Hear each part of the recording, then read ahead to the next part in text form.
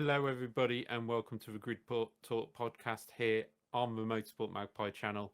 This is the Austrian Grand Prix review, and we will not be putting any white lines on the screen for you to cross over. I was very tempted to put one down the middle of the screen, not just so Wajid could cross over, but so that Wajid could feel a hell of a lot better as well.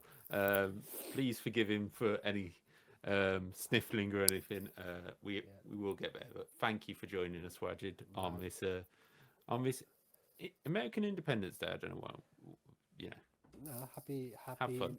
happy Independence Day to all the Americans out there. May you blow up fireworks and have barbecues, and I don't really know what else they do on Independence Day, to be honest.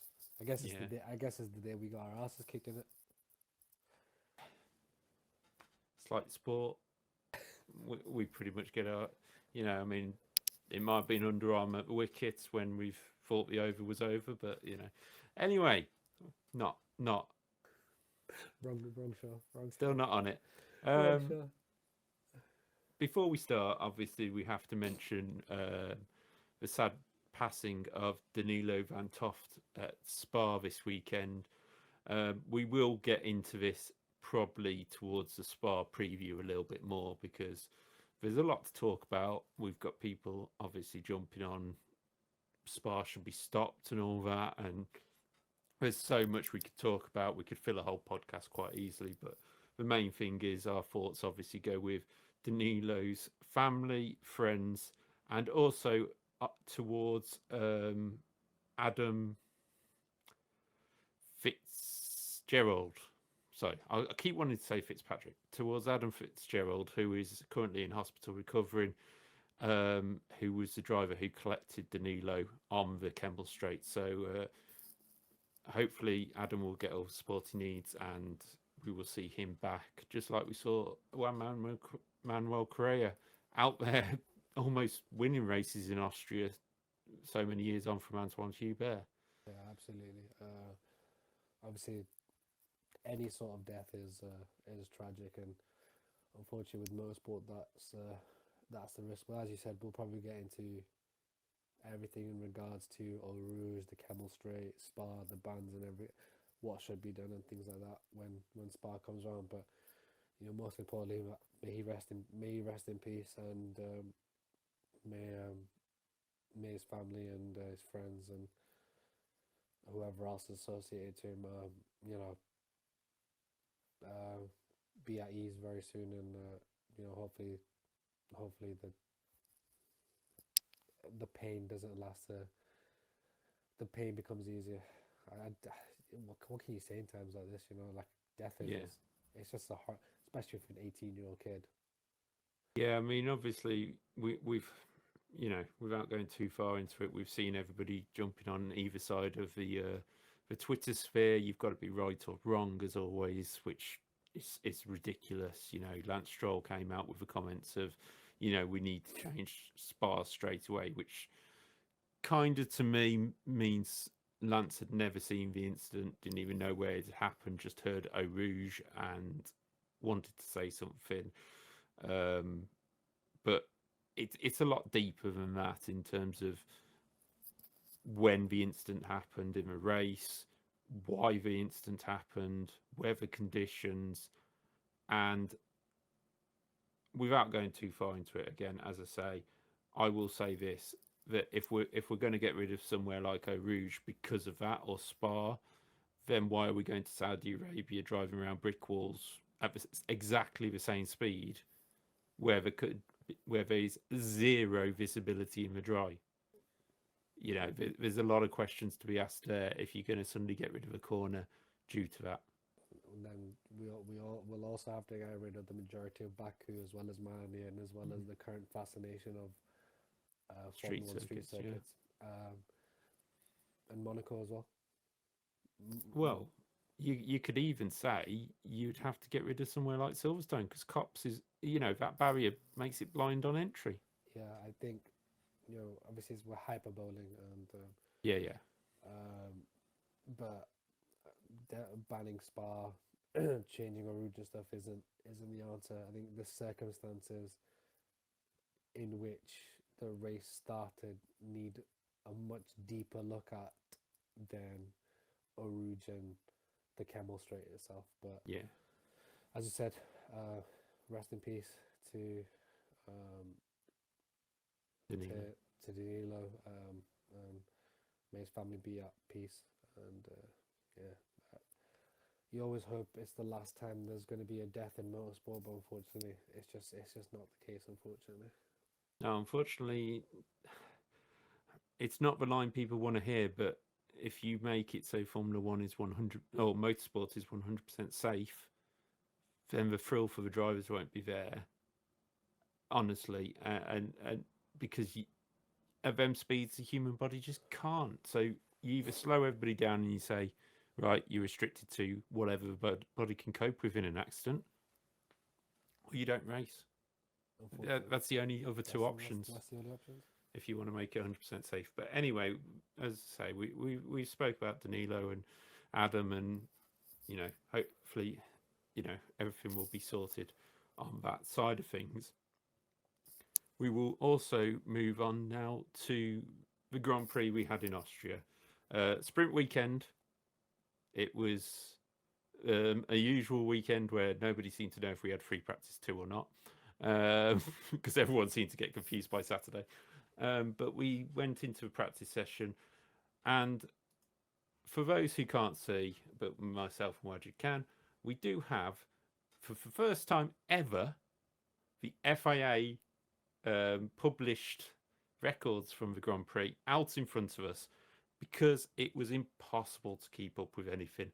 Qualifying session had 100 lap times removed. The Grand Prix itself, in the end, had 130 lap times removed. We've got to start with the point of track limits, haven't we? Before we really get into the Grand Prix practice and everything. So spoilers. There might be some spoilers to the result here, but Wajid, we had all them track limits incidents. Firstly, do you think having all these track limits incidents and track laps deleted, etc., regardless of how long it takes, would you say that this is actually damaging for F1, or do you think it's just part of the sport? They push to the limit, they go out wide, they lose the lap time. The drivers just look incompetent, don't they? The problem is with, and we were talking about this sort of off stream. The problem with Liberty Media, excuse me, the problem with Liberty Media and all the hyperbole. It's the fastest cars in the world. It's the best drivers in the world. Well, when your drivers can't keep it in between the lines, it just looks farcical, doesn't it? Yeah. And on top of that, they all look like a bunch of whiny. All look like a bunch of whiny teenagers and whiny toddlers, don't they? Like, I've not been fed. I'm not, like, I get they all do it, but everyone's like, oh, Lando is so cute. The amount of whining Lando, right? Like, and we'll get into Lewis later on. Don't worry, don't get me wrong, but the amount of whining Lando did. Oh, he's gone off. What is he not gonna do? Like, I get why they're doing it for an advantage, but it got borderline pathetic. The radio messaging was just, why have I got a penalty now? So, and I'm pretty sure you're gonna your next question gonna be, how do you stop it? Do you know what you do? You bring back a gravel trap. It's very true, and I will throw some ideas towards you a little bit later in the discussion. For me, I don't see it as damaging. It looks like the drivers, to the naked eye, shall we say, look incompetent. But at the end of the day, we're talking about something that's not as wide as a tyre. And personally, I don't agree with, let's make the white line wider, or let's give them more room. Because, as we've said in the past, you give them more room, they'll still go over track limits. Do you know what the problem is with, where I disagree with you saying they don't look incompetent, is when you have Anthony Davidson on the international feed saying, well, the drivers never go out there in the wet because it's not the fastest route. And Anthony Davidson wasn't the greatest driver in the world. Let's be perfectly honest. There's a reason why he wasn't in Formula One long. When you have the international the international broadcasting commentators saying, well, it's their fault for going out that far and blah blah blah blah blah. It doesn't look any better now for a sport that's millions and millions and millions and millions of pounds. Telling me you can't come up with a system where you track the how far the cars are going and the white lines quicker than they did. I don't think there's anything wrong with the track limits. I think at the end of the day you keep it in the white lines, and there should be no complaints. I understand, 200 miles an hour, blah blah blah, etc etc. But you're gaining an advantage. But with that, which we'll get into later, it's just made the entire event, and it just made all of Austria completely farcical this weekend, in my opinion. Yeah, I get that side of things, and I'm not saying it doesn't make the drivers look incompetent. What I think is it makes the point that the drivers will just drivers will always look for that extra. We've seen it going into corners that they'll extend the track best they can to go into the corners. You never used to see that when the grass was there. So while we sort of are on the subject, I will read out. This is we heard from Bernie Collins on Sky, the former engineer or strategist at Aston Martin. She also worked at McLaren. Number 18 on the race director's notes was about track limits. So this is before driver's briefing. This is before anything else. The teams get this before the Grand Prix weekend even starts. Number 18, in accordance to the provisions of Article 33.3, the white lines define the track edges. During qualifying, sprint, shootout, sprint and race, every time a driver fails to negotiate with the track limits, this will result in a lap time being invalidated by the stewards. Additionally, each driver who fails to negotiate the exit of turn 10, which is the final corner at Austria, it's turn 9. Turn 2 doesn't exist. Anyway, that's a different conversation. Will result in the lap time and the immediately following lap time to be invalidated by the stewards. Now, the reason I read that out is we've got the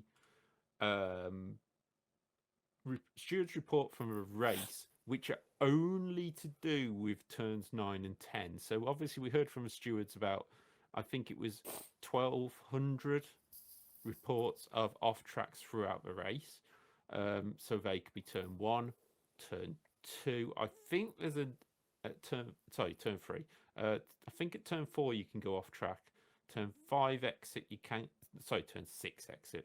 These little kinks get me. Not like that. Exit of turn 6. Exit of turn 7. Exit of 8. Exit of 9. Exit of 10. Now, for people who watch MotoGP, if you run onto the green, which is a little bit after the curb, whether it's painted or not, that is a penalty. I will go into why that is not feasible for Formula One. But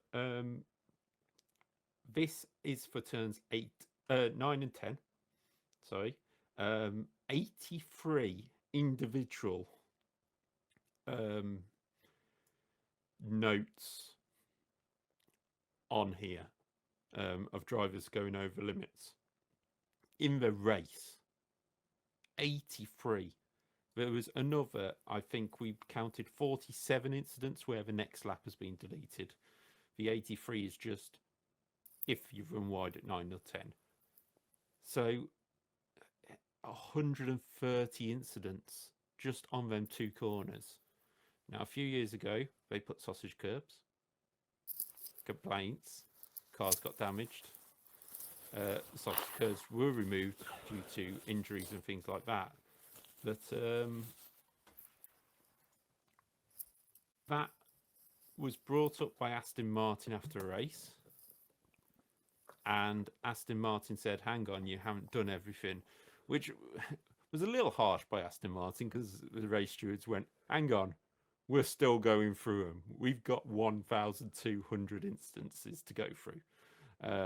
Give us a chance. It's only half an hour after the checker flag fell.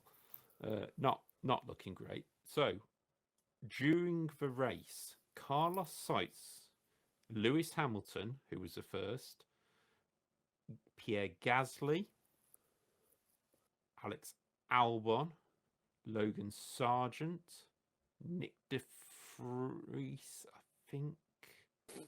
Possibly. Yeah, Nick De Vries got one. Or is that... No, I think that might be for his track limits here. So, not during the race. Yuki Tsunoda got a penalty. And Esteban Ocon got one for his unsafe release. So it wasn't track limits, but it does come into effect later on when we talk about it. So after the race, Carlos Sainz, Lewis Hamilton, Pierre Gasly, Alex Albon, Esteban Ocon, Logan Sargent, and Nick De Vries all had gone over track limits for an extra time after their 5-second penalty, giving them a 10-second penalty. You're all keeping up there. Wajid's just about awake, I think. To explain, you get 3 chances. Put it in camera. 3 chances. After them 3 chances, the 4th one you get a 5-second penalty. 5th one you get a 10-second penalty. And it increments. The problem is there's so many, the race stewards went, after 5, we will give you a reset. And on that reset, which me and Wajid will get into in a minute, whether they should have got that reset. I think no. Yeah, it's the rules. You shouldn't get it, should you? But anyway, jumping in. Yeah, they gave this reset. Esteban Ocon decided that gives me free reign for another 5. So he got to another 10-second penalty. This is after a 5-second time penalty for unsafe release when he made Logan Sargent slow down in pit lane. Again, not his fault, but as a team, you take that. So after the race, he got two 10-second penalties and another 2 5s to go with the 5 he'd already taken in the race. Meaning Esteban Ocon must have got 35 seconds of penalties in the race itself. Maldonado, eat your heart out. Wajid? I'm going to say everyone's favourite race again. Look, the FIA can change results after a race. Yeah. Yeah, right. And you're telling me... I will jump on... I'm not going to defend the FIA, but it might sound like it. This is incidences that weren't their fault. This is the incompetence of the people on track. Okay, but it's a multi-billion dollar sport. You're telling me you can't develop a system where you put some funky lasers that register if the track's gone, like genuinely, or an extra sensor on the car. I think there was 4.5 hours between the race finishing and the results actually being. The result was confirmed. Give me a second. I've got the actual race. The race was confirmed in document 76 at 9:45. Which I presume is local time. That'd be local time. So 8:40. So 8:45 here. The race started in the UK at 2 o'clock. We finished what? Let's call it 2. Let's call it. It was an hour 25. Okay, so we were done at. So for argument's sake, let's call it 3:30. It took 5.5. It took 5 hours 15 minutes for the results to be classified. Like, I'm not being funny. Are you taking the piss? Well, the only reason I would back them up is the printout, which you guys can't see. I'm hoping to put this on afterwards, so if it does come up now, you know why. I wasn't meant to hit my microphone there, but if if it comes up now, you'll know why. This is the thanks to Break on Twitter and Twitch. He put this up. This is a printout of all the track limit announcements, safety car announcements, everything to do with the Grand Prix. I will be honest, even I've zoomed in on it for me and Wajid. It's unreadable because it's so small print to fit it into one picture. But I will try and put that onto the screen at that time. So, like Wajid said before, what do we do about it? What do we do about track limits as a whole? Because the original reason tarmac runoff was brought in was one, so cars could continue, because there was a chance that we were getting like 10-car races because people were spinning off the track. My opinion. So what? Shouldn't end up in there. Two, it was making things just generally recoverable better because you could push a car off, you could rejoin, etc. So that was easier. And then we go on to the motorbike point that they don't want gravel traps because they end up barrel rolling and causing more injuries, which is ironic because now we've got more tarmac runoff. We've actually had more injuries than ever before in MotoGP this season. Honda, I don't think there's one. I think only Nakajima for Honda has actually done every race because the rest have fallen off due to injury at Honda. So, and they've been ironic. And they have been bad injuries as well. Like, yes, we're talking like, I think I don't think anybody's had just one race off for injury. I think that's the best way to put it. Yeah. But like, what? Oh, who's the Spanish lad, the 7-time world champion? I keep forgetting his name. Marc Marquez is like, for those who don't watch MotoGP, Marc Marquez is generational. But since the tarmac runoffs, his injury list and the injuries he's got have completely taken his career off the rails since his last world title. Because he's almost retiring. Yeah, because there's no doubt about it. Yeah, because he is not. His body is not fit enough and has sustained too much damage to challenge at the level where he is capable of. And this man was set to break everything. This guy was untouchable. That's the unfortunate irony. I'm with you. I think I think you taking your car out that far in the first place means obviously you're not driving well enough. There was nothing wrong with gravel traps. I feel like we've lost something with the sense of cars being beached and being stuck there. That like the drama of the top guys making mistakes and going off. Like let's forget. I understand why there isn't a gravel trap at the end of turn 1 in Austria. Totally understand. I totally understand. Totally get it. But on the first lap of the first lap or on the safety car restart in Austria, turn 3 is a joke. Yeah. People using that runoff for a massive wind up, like Carlos. And the ironicness of turn 3 is we have seen big accidents. I remember Takuma Sato, I remember Eddie Irvine and John Lacey. But the gravel traps stopped the cars. Those accidents, those guys would have ended up in the barrier quite easily without gravel traps. This obsession with we need as many cars and finish as possible. Nah, fuck that. Bring back the gravel traps. The sausage curves obviously quite clearly are doing massive damage to the car. I get that. Whatever damage to the drivers. If you beat the car in the gravel trap, you deserve to be there. That's my opinion. Just bring them back. Bring them back because we won't have. Sorry, go on. Carry on. No, because I was just going to say because then we won't have overtake. Because then there'd also be more punishment for what I'll call the Max Verstappen overtake, where he just pushes people off the road. And there's a reason why this year there's a reason why people weren't forcing themselves out on the outside of turn 4 after the long straight this year, because you know why? They were scared of getting pushed. They were scared of getting pushed off. It stops stupid overtakes, and it requires more skill. It's funny what happens when there's actual jeopardy for a driver. Well, we go back to, I think it was 98 or 99. Schumacher chasing Hakkinen at Austria. Got it wrong in turn 9. Ran wide, destroyed his front wing.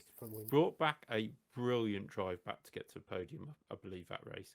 I remember he did a great recovery drive, so did Hakkinen 1 year after spinning with Coulthard, which definitely was 9. No, it was 98 because 99, Irvine won the race and Mick Salo was first time in the Ferrari, qualifying 7th, I believe. But anyway, that is the issue with gravel tracks. Like they can cause damage, they can, but that's just part of it.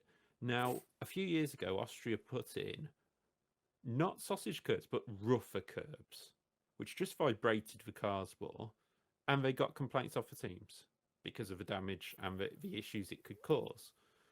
So, obviously, that's not an option. Sausage curbs are not an option because we've seen what it can do to single-seaters. They go flying, and we get injuries, back injuries and stuff. Yeah, you can say they shouldn't be there in terms of the cars shouldn't be there, but you've got to put it kind of safety first. The grass and gravel, Karen Chandok, I think, is one who keeps throwing out this idea of putting 3 or 4, about 5-10 meters of grass the other side of the curb, just to say. But then the motorbike riders say, well, if we get on that, it's going to be a massive high side. So it is difficult to sort of know what's right and wrong. Ironically, we're going to Silverstone next, where the overtake of the season a few years ago involved club, corner, 2 cars going off the track, and apparently it was overtake of the season. So it is very much, forgetting what the sport is all about. And Formula One, you're there, it's got to be pinpoint, you've got to be accurate, you've got to be good. You shouldn't get away with these issues, and that is why, yeah, we get onto it later. Perez in the sprint race, yeah, should he have forced Max across? Maybe, maybe not. But what happened when Max got to the edge of the track? He touched the grass, he had to back out. If that had been tarmac, he would have kept his foot in, and we could have had airplane crash. We could have had, an overtake off the track and gone, oh, look, Max is really, no. Overtakes are off the track are not good for the sport. Simple as. And that is my little rant over. So, Wajid, if you were in charge of Formula One or motorsports, FIA probably is the best start of it. What would you do right now to do with track limits and say, right, this is what we're going to do, and this is what you have to stick with? I'd bring in sensors on the track limits, where the white line is, that is the track limit. Yeah, because I think the FIA and Formula One are now sort of catching their tail now and having to repair all the damage from 2021 because of the amount they sort of allowed Max and Lewis to get away with that year, with all the overtaking off track, the damages, the forcing each other off the road. So now they're having to backpedal quickly, because now it's just getting to the point of being completely farcical. Now, end of the day, you either put sensors on the white line, and you get your penalties. But the immediate go-to for me, because I'm sort of old school, gravel traps. If it damages your car, it damages your car. So be it. The problem with F1 is they've allowed the competitors to be the rule makers, and they're just a bunch of whiny bitches. Oh, we don't like that. Oh, it damages this. Oh, it damages that. Well, just to back the drivers up slightly on the track limits, I did forget to add that some of the circuits brought in this extra little bit after the curb because they were fed up of having to replace and deal with the cars running wide. But then I suppose that goes back to, well, if they're running out to there and then you give them the space to run out to there, I'll just run to the next piece of grass. So let's take Monza, an old school track. When you come out of the first chicane after the top of the hill, and you come to the Is it the Tamburello 1 and Tamburello 2? Oh, sorry, no, Uh, that's Imola. Sorry, yeah. You mean Variante Alta and yeah. Sorry, that, thank yeah. you. Sorry, yeah. No, that's it, Imola as well. The second chicane. We'll go with second chicane. Yeah. And Grova Grande. That's it. The Curva Grande. That's what I want. Sorry. There's gravel trap on the exit. There's gravel trap on both exits there. Yeah. I've not heard one driver complain about the gravel traps there. Ascari, it's all gravel. It's all gravel. The corners, it's all gravel trap and grass. I've not heard one driver complain that there's no runoff there. As soon right, and to be honest, like Charles Leclerc learned the hard way about Ascari. He learned the hard way, and look at the race it brought, and look at the race it brought us. So at the end of the day, a driver got punished for his mistake. You know, but, I don't. If you're the quote unquote great, if you are the 20 best drivers in the world, a bit of gravel on the outside should not have any problem. And F1 brought the cross cap in. So at the end of the day, if your car gets damaged for being on the gravel and it's a difficult exercise, I don't give a shit. I am bored of all these cars with all these extra runoffs using with no punishment for missing the apex 5 yards and being able to drive off like there's no, like, where's the jeopardy? So that's why anyway. That's why I would do. But quickly, what would you do? What would I do? I think you've nailed it on the head. I would bring stuff back. I mean, I've just sat there listening to you, and I agree with it all. The one thing I would say, you know, there's people who've said, "Oh, can we have the track limits like MotoGP?" Just to throw out there to those people who may say that, you know, why can't we? So I just stopped myself sneezing. Between the two of us, the motorbike tyre is like that, and the contact patch is like that. So it's very easy to say, "Oh, you've just gone over the curb and you're on the green." On Formula One, we're talking about like this. It's very difficult and very shallow sidewalls to say whether you touch them or not. Whereas the motorbike, it's you know, it's very vertical in terms of its sidewalls, so it's very easy to see. That's why it'd be very difficult to do that. Any other suggestions I can't think of? If there is any others, pop them in the comments below and we'll try and respond to them next time. But for now, we're going to stop talking about track limits. We'll be all joyed to hear. And we're going to go on to our favourite topic, Red Bull. Here we go. Right. We are keeping this bit to a minimum this week. For those who haven't watched the podcast before, we are very praising of what Red Bull do, but every time they just do a quiet weekend, get your job done, and go home. Nope, not happening. We have to go back to the start of the weekend, Wajid, where we had, to be fair, it was not Red Bull that started this, but it's Red Bull who ended up making themselves look even more idiots. So this started with Lewis Hamilton turning around and saying that we had the issue of cars being developed before the time. Now, I know budget caps come into this and stuff. We're going to forget all of that and just discuss the actual thing in hand, which Lewis was saying we shouldn't be able to develop cars until so long. Lewis, if Mercedes hadn't developed an engine 2 years before it was needed, you wouldn't have got so many world championships. So 100%. We're going to jump on that and say, Lewis, I'm sorry, this wasn't your greatest weekend of opening your gob. The only thing I will defend him on is he has openly talked about the competitive side of Formula One, even when he was defending. Which that's the only thing. What he said, I'm sorry, Lewis. Massive fan, but I 100% agree with Dave. Like, I think you should have articulated better what you're trying to say, and like an F1 team has done very well. just like the Mercs did. That's why your development progress was so far ahead for people for years and years and years, because they because you guys were so far ahead. You could stop a production on that year's car and move on to next year and move on to next year's car. Well, realistically, Mercedes scrapped 2011 and 2012 and 2013 Yeah, well, exactly. to do that. Yeah. So, yeah.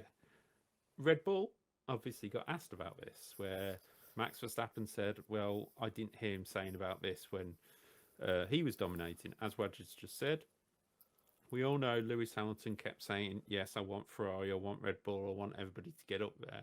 Whereas for Max, we get, well, everybody can play catch up. They should have done a better job, etc. That's from, when I say from Max, I say from a Red Bull contingency. Yeah. That's at the point where Christian Horner probably crawled back into his motorhome going, please don't tell me about changing rules. Because if we go back, plenty of rules have been changed over the years to make the competitive order in the middle of the season a bit better. Things being banned except or investigated. We think floppy front wings for Red Bull. We had strength tests come in. We had fuel regulations which affected Ferrari and Mercedes, I think, in one of the years. We can even go back to 98, where we had the comments about the rear brakes with McLaren, DAS system. There's everything we can think. Even Ferrari got Michelin to change the tyre compounds. No, sorry, it was Bridgestone. Yeah, it was Bridgestone got to change Michelin, wasn't it? Yeah. In 2005, 2006, because they were struggling because of the way Michelin chose the tyres. Ironically, Michelin's were the ones who had to leave because their tyres started blowing up. The point is, things do get changed over a season to make a competitive order. And now the comments have started coming out about 2026. Christian Horner has come out saying we need strong debate about the 2026 order because it's going to become an engine formula again. Now, Wajid, I don't know about you. I'm going to put my perspective forward first. Is this Christian going, oh no, I actually haven't got a backing of an engine manufacturer because I kicked Renault out because I criticised them so much. We brought Honda, that gave them success, and then we decided to go with our own engine manufacturer. And now Honda don't want to come back to us. We're going out. They're going elsewhere. And now I'm trying to think even where Honda are going now. Aston Martin, yeah. And Christian is now worried that his competitive advantage, which we know came from a season of breaking the cost cap. That's as far as we're going to go with that. Because we've said plenty on it in the past. Obviously, Wajid can add his little bit.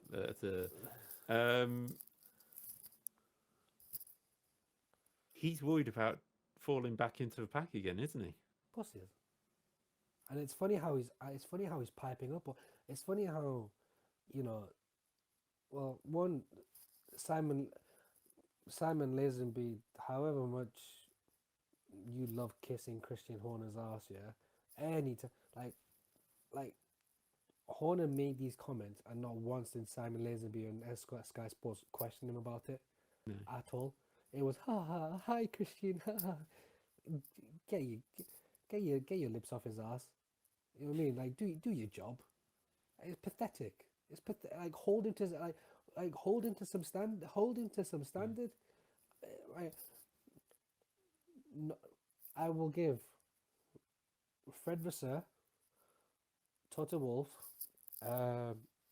who's the head engineer at Aston? Mike Crack.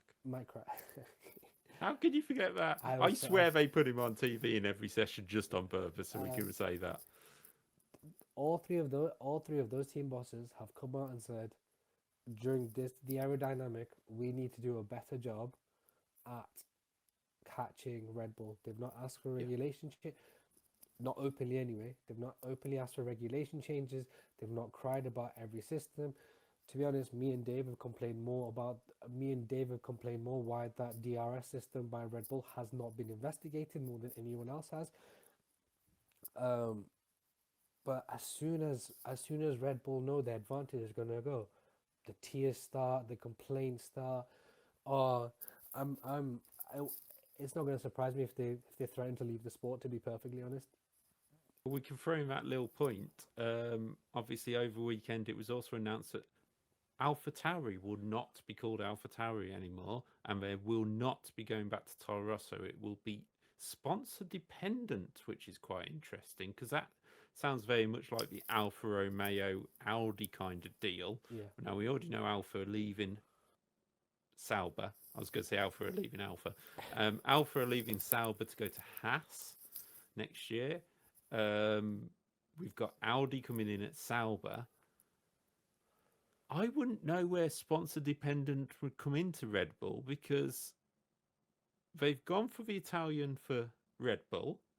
They've gone for their clothing brand. So unless they're going to call themselves Sugar Free Lime Edition, I'm not quite sure where they're going to go with this. Are we now seeing the possible sale of AlphaTauri? Yeah. It wouldn't. I don't think the AlphaTauri team has developed the way I genuinely believe Red Bull thought they were going to have two different, two cars competing at the front, Yeah. and also, we need to remember Red Bull the Red Bull group are in completely different ownership now. Obviously, it's no longer Dietrich Mateschitz, who passed away last year. Yeah. He was an avid F1. He was an avid F1 fan. He was an avid motorsports guy. And to be honest, I also think I don't think anyone's mentioned this, and I think I might be clutching at straws a bit.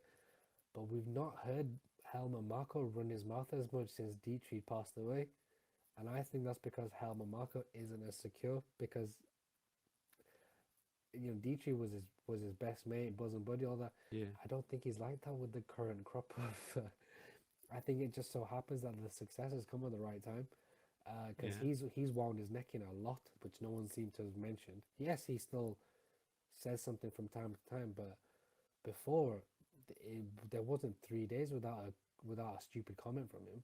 Well, the comments are that that is a role that Sebastian Vettel could come in and play at Red Bull as sort of a young driver coach of some kind, or look after the young driver scheme, which I think would be a pretty brilliant idea, to be honest, especially with Sebastian Vettel we have now compared to maybe the arrogant one we had like 2012 or whatever.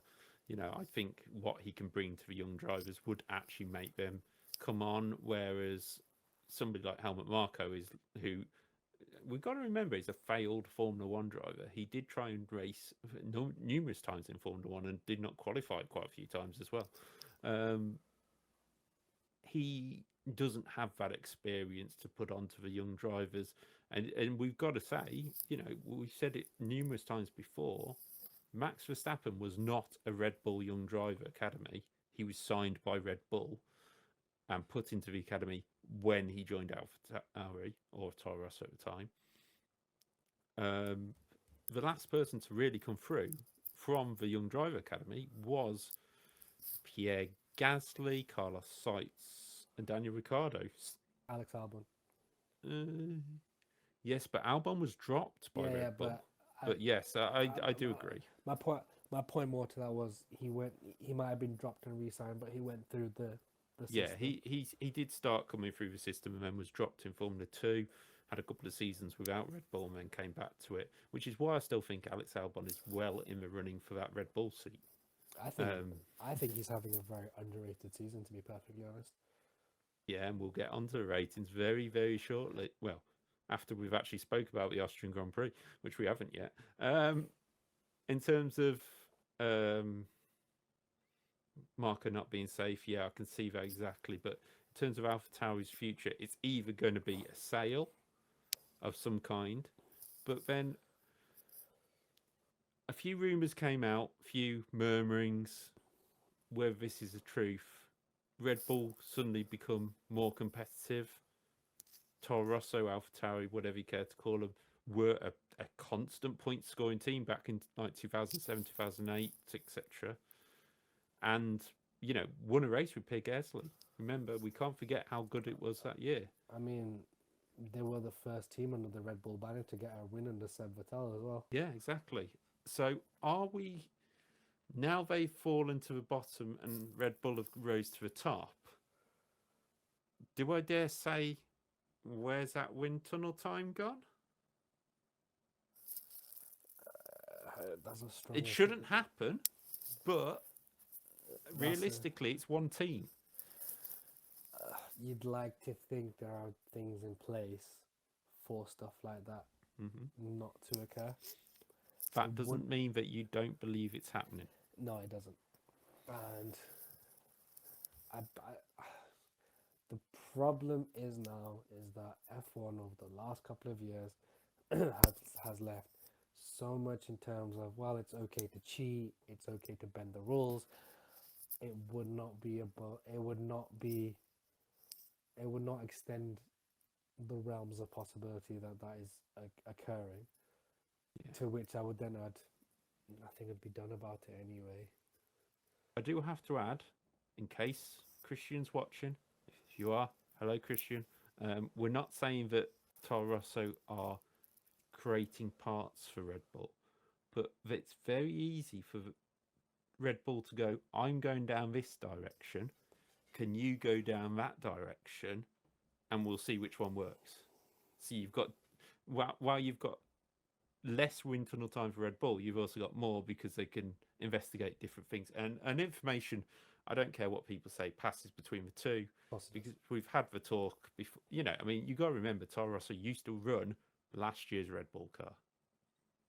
I know they've sort of cut themselves apart a little bit more these days, but it's something that, it's starting to murmur up, and especially in the budget cap era where we're going to have some nice fun coming up to the summer months, aren't we? Where the budget caps come out for this year. Woo. Special show. Breaking news show. If Red Bull go over the budget cap this year, you've got to disqualify them. If, and as Moyu says, F1 is if spelt backwards, or whatever he used to say, or the other way around. Yeah, I know, I completely agree. And minor, major, whatever, I don't care. I said it 2 months ago. Christian started going on about budget cap, and I've just got this feeling. It feels so deja vu. Yeah, it does, because this happened 2 months. This happened 2 months ago. Sorry, this happened a year ago. Sorry, where Christian Horner started with saying, "Oh, I've heard murmurs of different teams being over the budget cap and etc., and it turned out to only be them and Aston." So let's see. Anyway, we've had an hour. Let's actually get into. Let's actually talk about the Grand Prix and whether Max was cruising to make sure. I don't know, but we had quite a decent Grand Prix, ignoring the track limit stuff. Firstly, qualifying on a Friday. Not everyone's popular opinion, but it gave us something to watch on Friday afternoon. Q1, we're back to our normal sort of regime here, so we'll run through qualifying as quickly as we can. So Q1, we had both AlphaTauris going out. Nick de Vries saying he needs to get his talking done on the track. As he does that, he qualifies 20th and last. Maybe don't open your mouth on track and you might go a bit quicker. I don't know. It's not really doing your talking. It's that literally one press conference saying, I've got to do my talking on the track. The next session, you're out in Q1, 3,000 slower than Kevin Magnussen. Kevin Magnussen also went out, which is ironic because Nico Hulkenberg got through to Q3. Again, we're seeing Hulk really come out in qualifying. Logan Sargent screwed up his third sector and ended up 18th with new parts on the car. He has the same car as Albon now. Guan Yu Zhou out and Yuki Tsunoda. Q2, I would like to add in Q1, Sergio Perez fell foul of track limits. Keep that noted in your head because, well, till now, when Sergio Perez qualifies 15th with a 2-minute 6.688 because of 3 deductions of lap time. All at the same corner. all at the same corner in the quickest car in Formula One. And Sergio Perez officially is the first driver to go out in Q3, out of Q3, not making Q3, shall we say, since for Red Bull in that many qualifying sessions since David Coulthard retired from the sport in 2008. When that car was nowhere near as No. quick as the car is now. I say, and I'm trying to not have to justify this, but Sergio Perez, if you don't make Q3 in both Silverstone and Hungary, your place on the grid is very much in trouble. Excuse me. Even though it probably already is. He shouldn't be in that seat next season. I'm not talking about it next season. Oh, you talk about after summer. I'm talking about we've got a Silverstone test coming up where Daniel Ricciardo is being tested to see if the simulation improvement is the same as on track. If he comes out of that shining and Helmut Marko walks out of Silverstone smiling his head off, we've talked about Daniel jumping in for Nick de Vries. But why aren't we going, well, Daniel, you jump in Red Bull and Sergio ends up at AlphaTauri? Because the Red Bull is so far ahead, it's not affecting the Constructors' World title. They're winning both world titles at a canter. That is the only reason. If that Red Bull was the 2019-2020 Red Bull, yeah, where every point it counts. Every point counted. Yeah. He would no longer be in the seat. That's the. And why would you want to upset the apple cart? Why would you want to put someone who, obviously, I don't know. I'm gonna say potentially, because I think Daniel Ricciardo is a better driver. Used to be a better driver on his day than Checo. So why would you potentially put someone in the car that could go up against Max and upset the apple cart at this moment in time? Yeah, very true. I know exactly what you're saying with that. But the only thing I'm going to say is, do you know all these conversations people had of Bottas, of Lewis having an easy teammate and Valtteri Bottas and Bottas not being to Lewis's level? Those conversations need to stop now about Max not having easy an easy teammate, or the car not being suited to Max. Those conversations need to stop now. I think if I remember rightly, Bottas only really had one terrible season in that Mercedes, and that's when Mercedes wasn't dominant. It was just very, very good. Yeah, and to be honest, Lewis shouldn't have won the title that year. Ferrari went, here you go. Very, very true. Just making sure our sponsor gets some. No, they're not sponsoring us, honest. So that was the story of Q2. Obviously, Sergio Perez coming out. Also out, big names in Q2. George Russell 11th. Esteban Ocon, Esti 12th. He's been kind of outperforming Gasly lately, but this weekend seemed to be Gasly's weekend a bit more. Valtteri Bottas and Oscar Piastri. Now, we're going to have to put little speech marks with Oscar. He has got the old McLaren. Do I really believe that it's made that much difference? No, because it's Austria and Lando and McLaren and Austria are almost like you're putting, it's almost like Cristiano Ronaldo in the Champions League. It's inevitable. I don't know. I was going to say Mason Mount to Manchester United, but no, I know. No. We won't go there. Different show.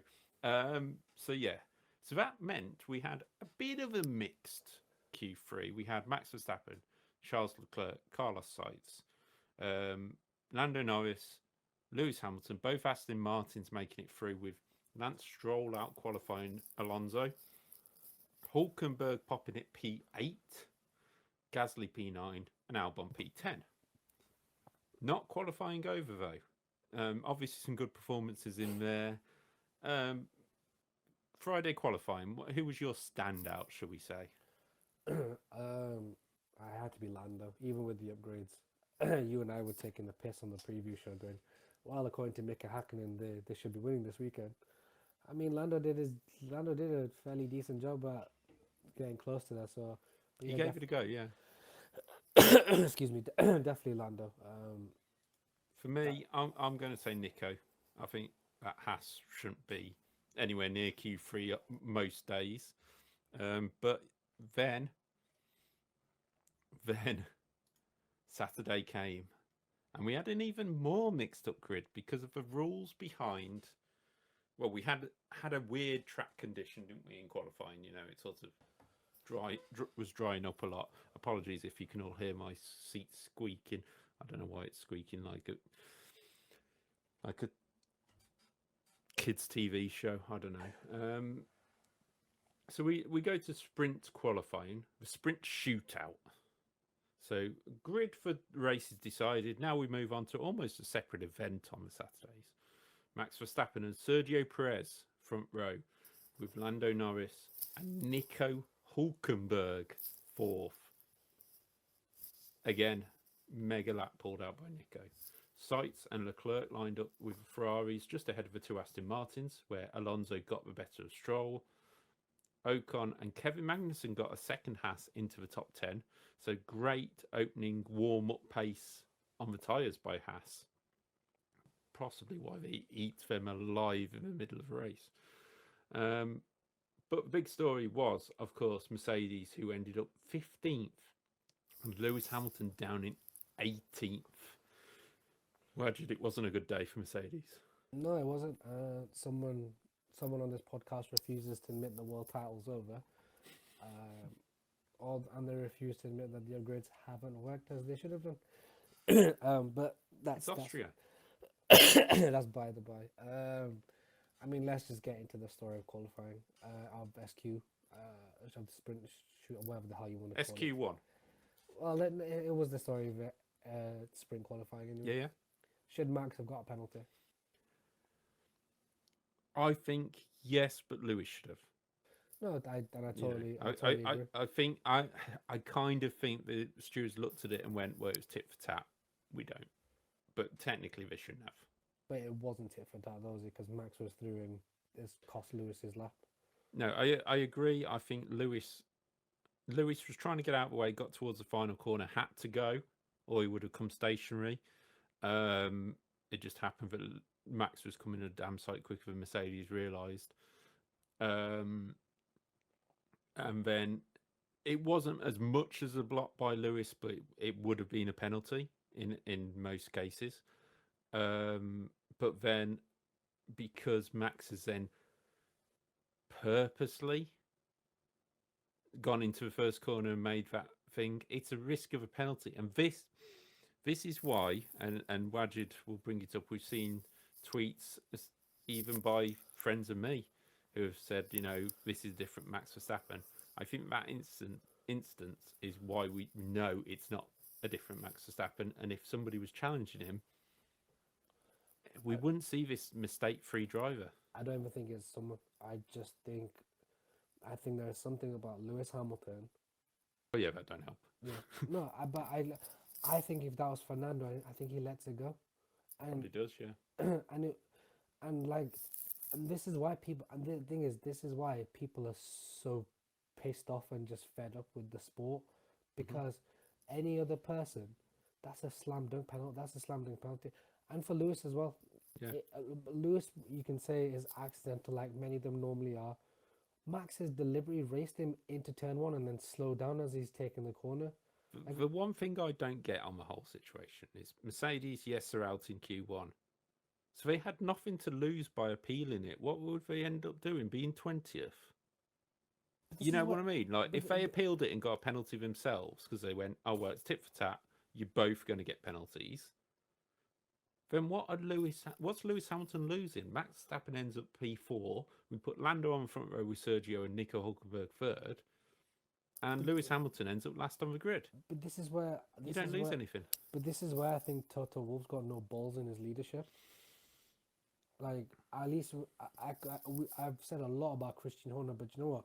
Christian Horner would have been straight on the radio going, what the hell is this? Take a look. He wouldn't care. Do I throw this in there? Like, obviously, we had the years of Mercedes dominance, and we know about the Ferrari deal on the engine and not knowing things. We know about Red Bull's deal with accepting guilty party for the cost cap.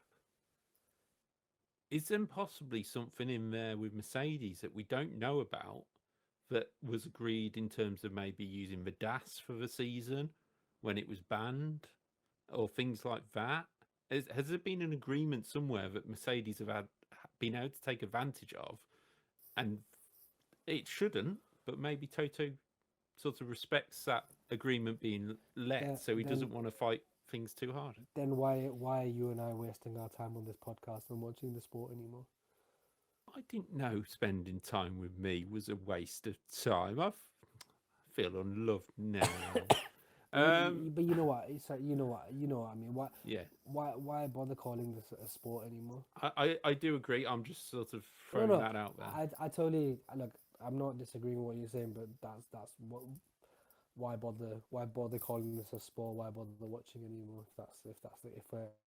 If we're not going to do stuff because of agreements and things like this. Sprint qualifying. Who was your standout? I think I know. Oh, a big Nico. It's got to be Nico. And then we move on to the sprint race. And big up Haas. I think they made a mistake, and I'll get onto it in a minute. But we started in wet conditions. We had the Red Bull situation first. Sorry to go into it again. Sergio, better start, gets squeezed against the pit wall. And I mean squeezed by Max Verstappen. Gets up the inside, worst exit out of the corner, obviously. And then Max gets to the inside, and Sergio decides he's going to squeeze Max. Claims he doesn't. No, he's there. Sorry, Sergio, you know he's there. You can see he's there. You know he's there. And then it goes up to turn 3 with the instant of Max going up the inside and then basically doing what he did to Charles Leclerc with Sergio Perez. Wajid, obviously, there's about 3 corners there to deal with. So, go as you would. Checo knew exactly what he was doing. Max knew exactly what he was doing.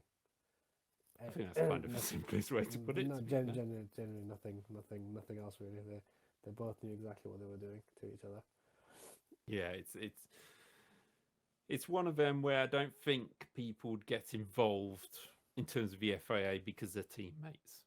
We've seen it before, haven't we? The FIA go, "Oh well, you're teammates, you can sort it out yourself."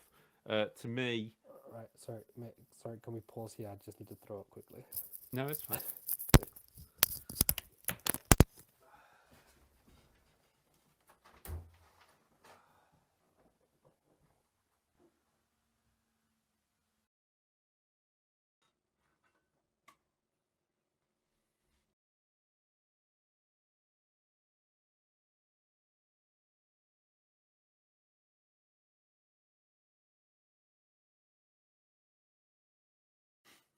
Still trying to do it.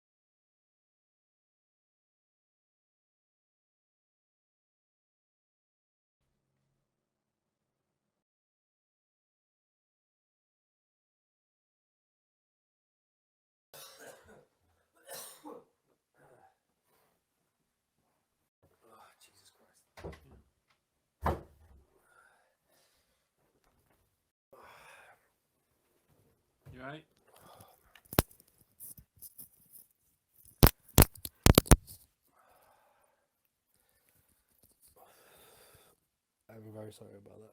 That's all right. Don't worry about it. I've just gone to laugh at Emil Bird stuff. Why? On iRacing, there's something now, because there's somebody called Dunkosaurus, which is Duncan somebody. And he set up a challenge of like, hang on, let me just find the sheet because I've actually got it open. So this is the challenge. This is me. Obviously, I haven't been on it as much. Obviously. And you've got like all the different results. And these races, nobody in the history of iRacing has won one of each of these races. So this is the challenge, to win one of each of these. And Emil's won 47 of them out of the 55. But ever since this morning, he's been trying to do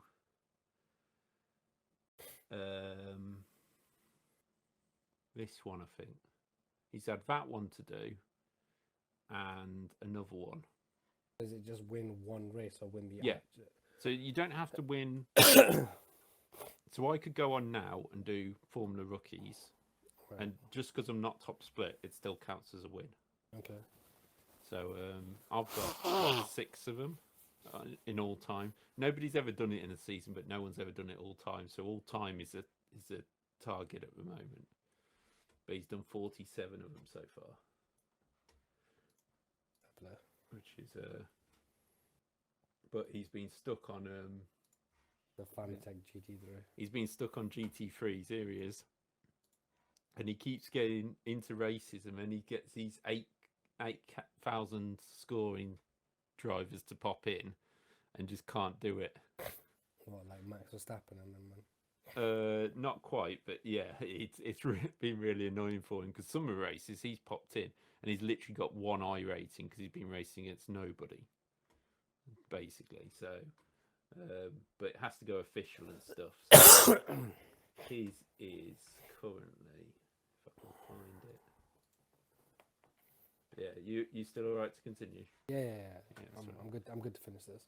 Yeah, that's fine. I'm not gonna lie. I may have to record the preview tomorrow or Thursday instead. Well, we'll worry about you getting better first.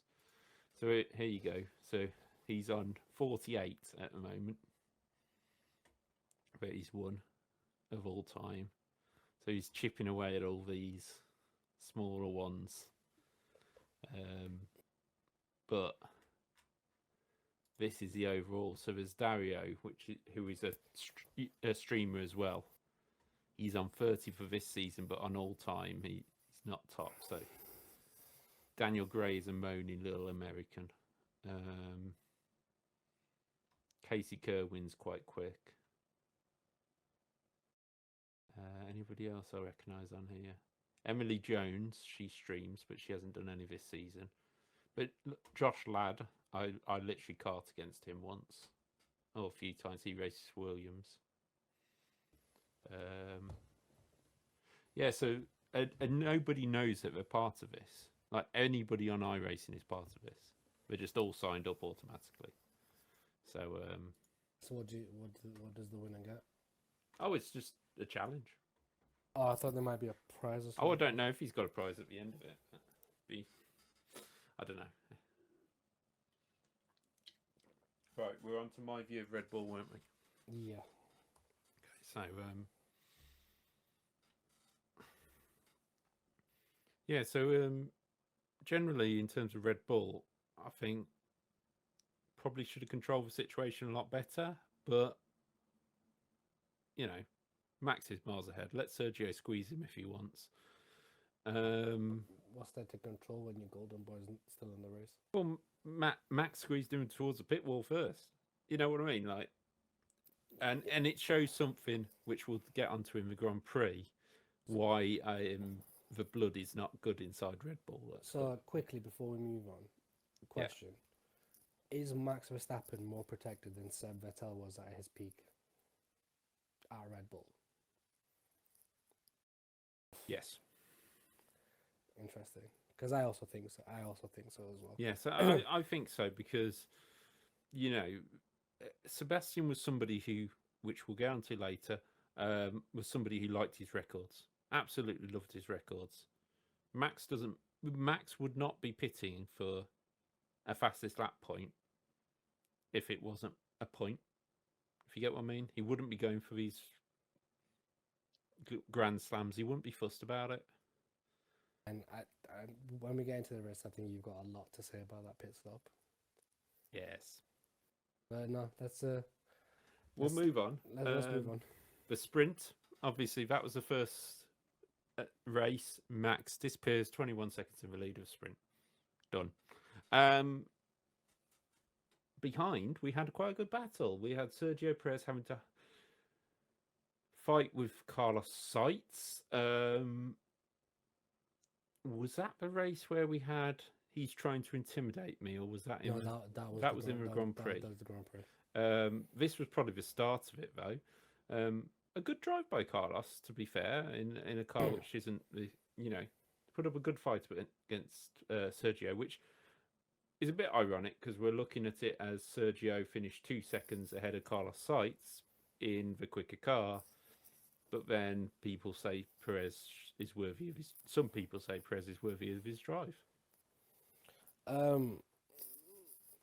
Shout out to Carlos this week. Carlos was quicker than Charles Leclerc all weekend. He was quick all weekend. He was just very, very, very unlucky.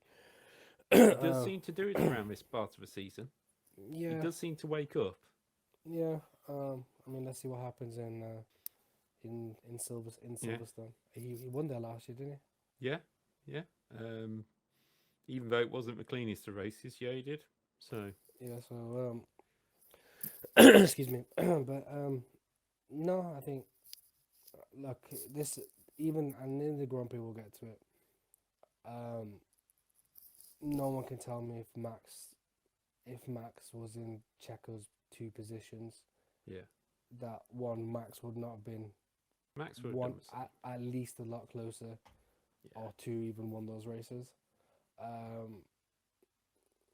And I think Carlos did very well to be 2 seconds, and I think Checo was really struggling towards the end.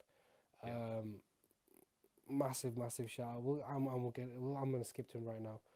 Nico Hülkenberg, that guy, he drove the wheels off that thing. Was in second for so long, and then I think the tires just started burning away. For me, there's a little criticism there. Yeah,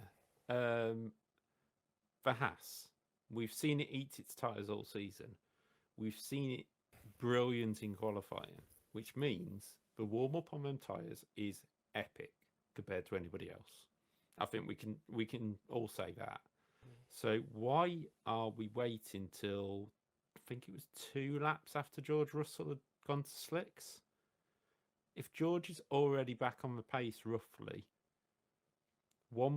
pitting 1 lap earlier would have put Nico Hülkenberg ahead of Lance Stroll, ahead of Fernando Alonso. Pitting 2 laps earlier, so if he took that risk, which I believe, in my opinion, going off what we've seen from Nico Hülkenberg's career, he probably wanted to. And to be fair, the tyres were burning out. They're falling back. They had Ocon. They were almost causing a train at one point. They're falling back. Why not take the risk? If they'd stayed on the Inters, they would have fallen out the points anyway at a rapid rate. Take the risk.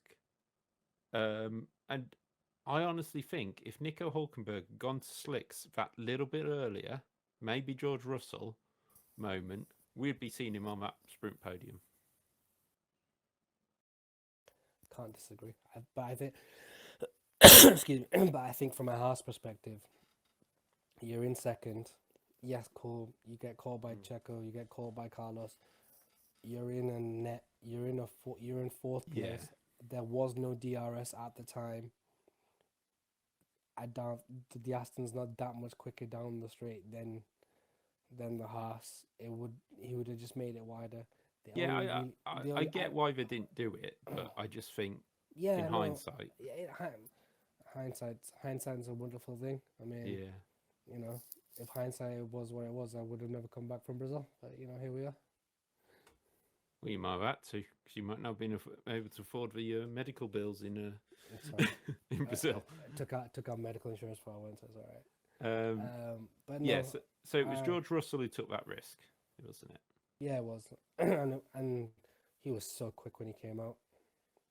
It's a strange one that more people didn't take that risk at the time. When George Russell took that risk, I think the other driver who did was Oscar Piastri. He managed to get back up to 11th, but just ahead of a questionable performance by Charles Leclerc in the sprint. But that is, that was the story of the sprint. So Nico Hulkenberg got up to 6th. I think he closed about 4 seconds on the 2 Aston Martins on the last lap. So he was guaranteed to get them with an extra lap. Would have put him back 4th and nothing really lost. But a strong 3 points for Haas. Absolutely no doubt about it. Strong 3 points for Haas. Ocon 7th. And George Russell getting the final point off Lando Norris at the end. Lando, I believe, was sticking with the Inters. So it didn't quite work out. The top 5 actually did stay with the intermediates and managed to make them last, but a couple more laps. And that's about to say. If the sprint race was 5 laps longer, then it would have been really interesting. Why don't we change it? Let's have a Grand Prix on Saturday as well. So what it showed is when you add a tactical element to the sprint race, it's a lot more interesting. Yeah, it's the best sprint race we've had, but I think that was more down. I think partly down to the conditions, and partly down to this new format where we don't affect the race, basically. What do you make of the current practice setup? Because having one practice and going to park fair conditions is not working. No, personally, I think what they need to be doing is, if they want Parc Fermé to still be a thing, free practice 1, let's have sprint qualifying on Friday. Let's have a sprint race on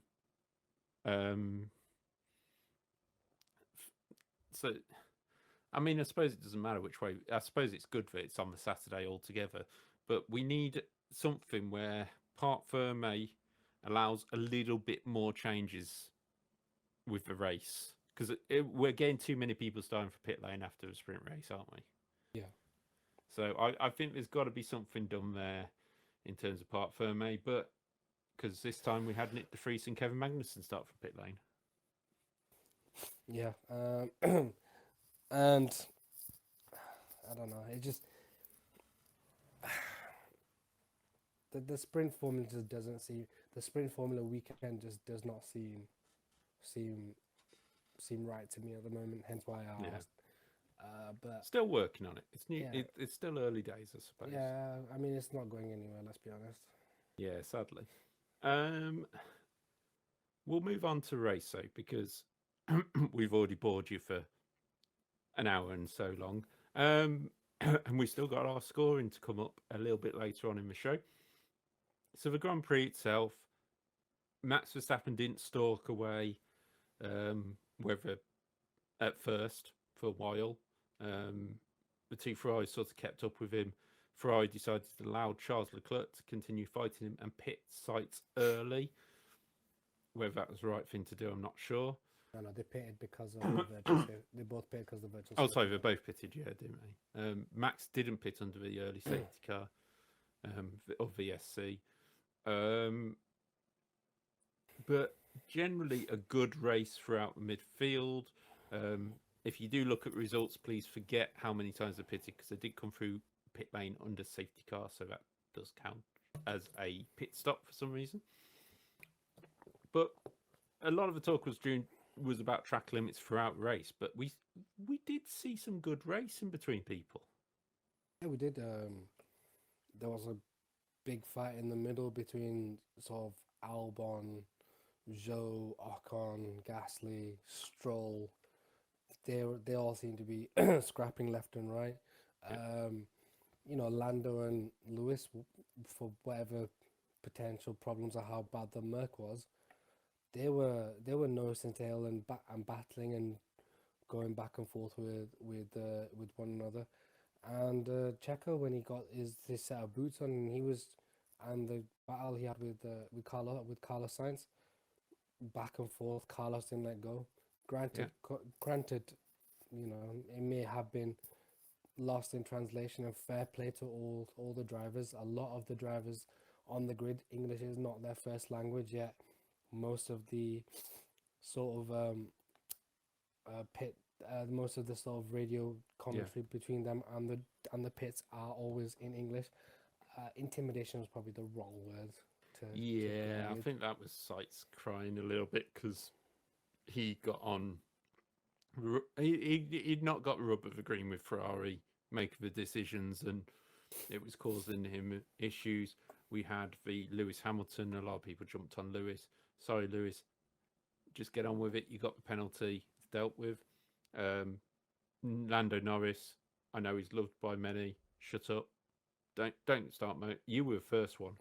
But I understand why they're doing it. The one driver I want to pick up on is a driver we've been heavily critical of at times. Lance Stroll put on a three-stop strategy, which is a bizarre one in the first place, but three-stop strategy for him at Aston Martin. And as you just mentioned, he was in the battle with Albon, Joe, Gasly. Why are Aston Martin putting him in this position? There's no need. You know, he is not looking good now. He finished 29 seconds behind Fernando Alonso, and it's only 20 seconds for a pit stop, Randy? 22, I believe. 22. And obviously he'd have better pace because he's got better tyres. So he's still finishing behind Fernando. I mean, he shouldn't be on the grid.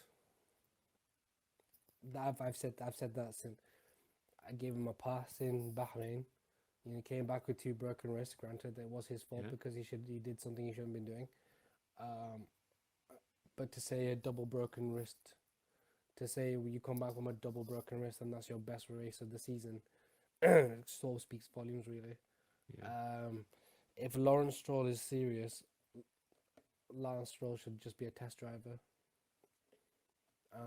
I mean, personally, I think he is now at the stage. I would like to see him in a bad car again. See whether his attitude and his skills have changed. Because we've seen before when he gets a bad car. Sorry, I'm starting off now. When he gets a bad car, he sort of lets his head go down and doesn't really push very hard, or doesn't seem to push very hard. I just wonder whether whether that attitude may have changed. But the Aston's not a bad car though. So what's the problem? True. A few more stories. Sorry, from a race in hand, we had Logan Sargent having a pretty good run. We've already mentioned that. I think it was more in the pit stop phase he got up into the points, but he was roughly not too far behind Guan Yu Zhou. I think he was about 10 seconds behind, who was in the battle with Alex Albon. So while he's got the new parts, not up with Albon, still better than we've seen from the American. Yeah, it was fair play. There was a lot of talk he was getting replaced this weekend as well.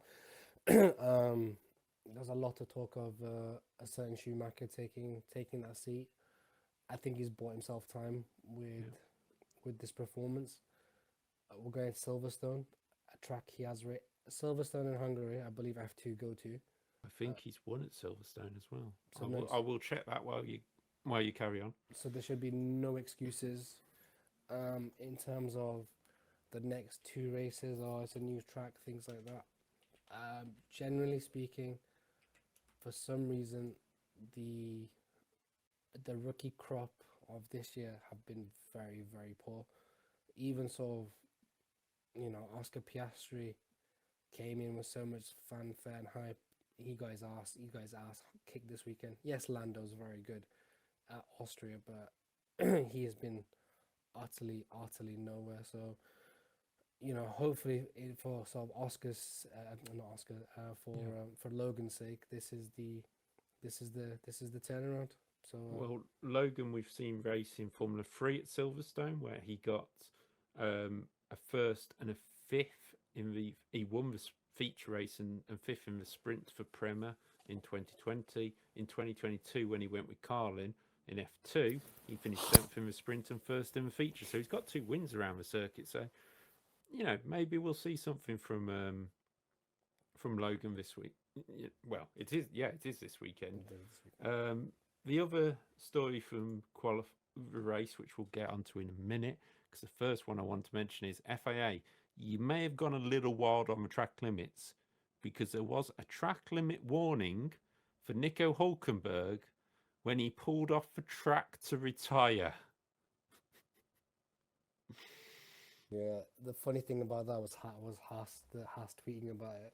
Yeah, it was just like, what? It's just you can't. It's like you can't control the penalties that are coming in at the moment, but you're gonna give one for. Okay, whatever. More to the point, which marshal called that in? I don't know. You know, at least see what he's doing, then get back on the track first. Also, where does anyone ever take an advantage at turn 4? Was it turn 4 or turn 3? I think he retired just after turn 3. Oh man, okay, maybe. Yeah. But anyway, it's still not an advantage. Yeah. He was out race after 12 laps, which is a shame because Nico was driving brilliantly all weekend. So the final story we have from a race is Max Verstappen deciding to pit with 2 laps to go for fastest lap. Now his team said no, it's risky. We would like you to cool the tyres. If you want to go for it, then that is up to you. And in the end, it was agreed that he pitted for softs and obviously took fastest lap by a clear 1.1 seconds from his teammate Sergio Perez. Wajid, do you think this was a step too far from Red Bull in terms of cockiness, in terms of of a power Max has in the team? No, so I'm gonna go back to what I said to you off stream. If this was Mercedes and Lewis Hamilton, we wouldn't have heard we would have heard nothing about, or even Seb in his domination days, or even Michael in sort of the 02, the 02, 04 domination years. We would have heard nothing about. Look how far look how much they've dominated, or look how far they've developed a big lead. We would have heard, well, it's all the car. This is what happens when you have the fastest car. The rules need changing. Blah blah blah. Why is everyone so force feeding the whole? It's Max Verstappen. It's nothing to do with the car. Why in this entire period have we heard nothing about how good the car, how good the car is? Yeah. It sort of gets mentioned in passing, but it's not like the main feature, is it? No, not the way it was with Seb. Definitely not the way it has been with Lewis. And I would say even not the way it was with Schumacher. No, I was about to say not even because what's the big thing people mention, especially about Michael's run? The F2002 and the F2004, right? Those cars are mentioned religiously. Look how great they were. They were unbelievable cars. The same way the W11's mentioned. The same way, is it Seb's 2013 Red Bull? The one he won, the one where he was praying to at India. Yeah. Those cars are, man. This Red Bull's not dog shit. He's not like Max Verstappen's not driving a Minardi and he racing the wheels off the thing. It's arguably the quickest car ever. It's arguably historically one of the quickest cars ever built. Like, what are we doing? Yeah. Why? What is? All right. People think on this show that I have a problem with Max Verstappen. I don't. I genuinely think Max Verstappen is generational. I've said many times that probably at this moment in time, Max Verstappen is probably the best driver on the grid. But but people saying he's Michael Schumacher-esque, etc., etc. What are we doing? His first world title will always be tainted, regardless of anything. Unfortunately, not his fault. His second world title is going to be tainted because of the cheating. I will add in there, like, you know, I mean, people don't mention it because Red Bull come out and said it was catering or whatever, but we've got to remember Red Bull are a team that, like we said before, have two teams on the grid, so double the amount of work people and things that can be investigated. I'm not saying built, but investigated. So data will pass between teams. There's no doubt about it. You've got the cost cap situation. You know, that extra spending, whether it was spent on cake, whether it was spent on Haribo, I don't care. It will have been spent in a way that improves the team or the car. So that, you know, I don't mind Red Bull. I never have. You know, I've questioned them about Malaysia when multi-21, you know, and things like that. And I'd question Mercedes about the same situations if they had them. But it's just, for me, I think it was a step too far going to take fastest lap when he possibly could have done it on his tyres anyway. You know, he probably didn't need the soft tyres. I mean, he's 1.1 clear. Those tyres would have still done fastest lap. But we're talking about taking it off your own teammate. A teammate who could need that point to finish second in the World Championship. Something that Red Bull struggle to do. Yep. 100%. It's 100% true. And like you mentioned, all is not well in that Red Bull camp. Quite clearly, there's, you know, a sense of wanting to assert power and everything like that. But I say struggle to do. They didn't do it last year, did they? In the end, after all the trouble with Brazil, etc. Oh yeah, Charles Leclerc finished second. Yeah, Charles finished second. So it's just, this is where Red Bull need to sort of focus their mind a little bit more. They have the quickest car. Make sure that you've won two in the championship. We know the constructors is one even just with Max's points at the moment, so that's not. But yeah. Why do you think there's such hyperbole around Max Verstappen? And why? And the other thing, why is the car not being mentioned in this Max Verstappen run when it has been with every other great driver? I find it difficult because you and people who watch this show probably already know my opinions on Liberty Media and how they run the sport. Yeah. But the thing is, with Red Bull and with Liberty Media, it's about brand. That's all it's ever been. So with Mercedes, it's not about brand. It's about trying to win. Whereas Red Bull, it's not all about winning. And I know it doesn't seem that from Christian, but they are brand and they're trying to sell Red Bull. That's all it is. That's all it's ever been. The people inside the team, don't get me wrong, and if you're watching, you're there to win. No doubt about it. But at the top of the sport, at the top of the team, it's about brand Red Bull. It's the only thing about it. So why Max doesn't get the criticism is, well, I don't know, because obviously anybody who has criticised Max, Daniel Ricciardo, has ended up getting out of the team. You know, so I tell you what, that probably needs to be a podcast episode in itself. Probably. Maybe we need to look at that. But so we don't stretch this out too long, your favourite part of the show, review show, coming up now. Predictions for the Austrian Grand Prix. We did them on the preview show previously. Of course it was previously. Anyway, because it's sprint weekend, we have 4 predictions overall. So we have top 3 qualifying for the race, sprint race results,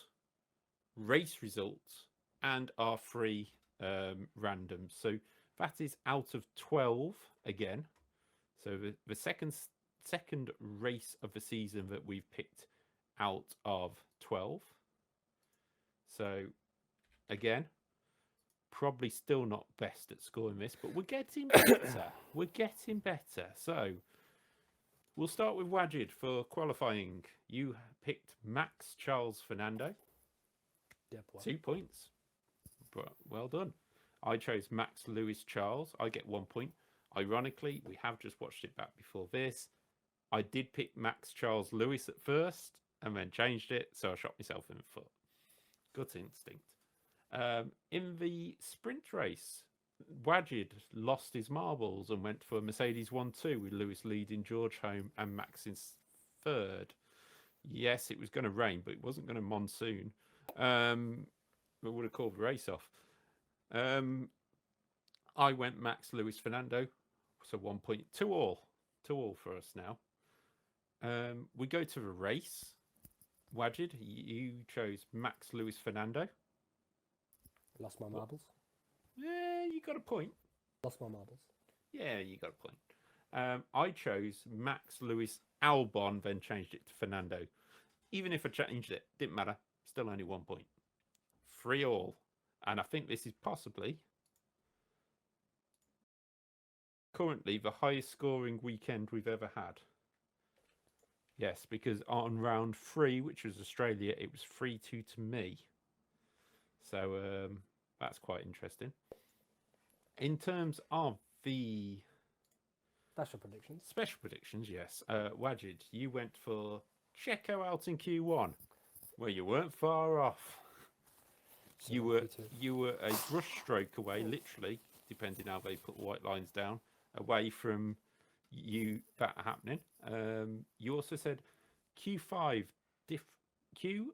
in qualifying 5 different teams in the top 5 places. Red Bull, Ferrari, McLaren, Mercedes, Aston. Oh, Ferrari, you didn't let me down this time. Thank God for that. So that puts and your final prediction was no safety car. Yeah. Well, that was my banker as well, right? Well, yeah. I mean, so Austria isn't well known for it, so yeah. Yeah, then it came out in lap 1. For myself, top 5 in the sprint race for Alex Albon. I truly lost my marbles. Gasly out in Q1. He had a good weekend for once. And has to score points in the Grand Prix. Damn, why didn't I just say score points? Yeah, specifically the Grand Prix. We did check. We did check, sadly. But that's 3-3. 6 out of 24. It's not a bad weekend for us. Yeah, 6 out of 24. That means. So we have had what are 7 9s? 63, mate. 63, yeah. Yes. So 63 plus another 12. No, plus another 24. 80. 87. Double that because we both had that many. 172. So out of 174, sorry. Out of 174, we have managed to get. You are on. You're on quite a run at the moment, aren't you? Actually, you've had 3 threes in the last 3 races. 3 races and a 2. I've got up there a little bit now. It's because we stopped being daft and just saying Max is going to win. So 2 out of 5, 10, 16 for you, and 2, 5, 6, 7, 8, 9, 10, 11, 12 for me.